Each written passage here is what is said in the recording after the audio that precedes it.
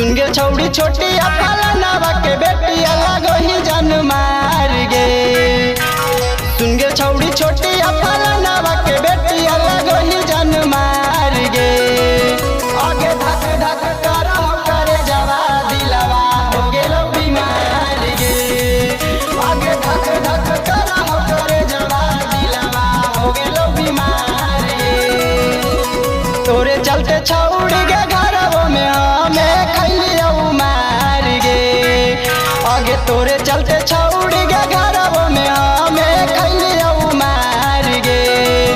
आगे धक धक करह करे जवा दिलवा हो गेलो बीमार गे।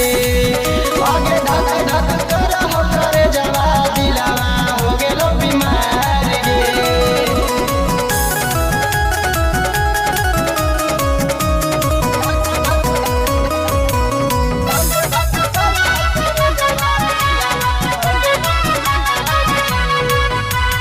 दिनाओ में जागी जागी रातियों में जागी रे। दिनाओ में जागी जागी रातियों में जागी रे।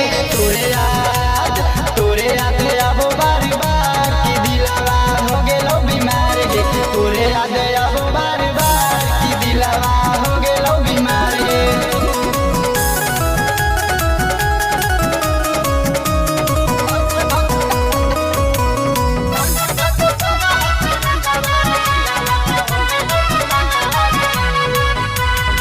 मामा के रोगवा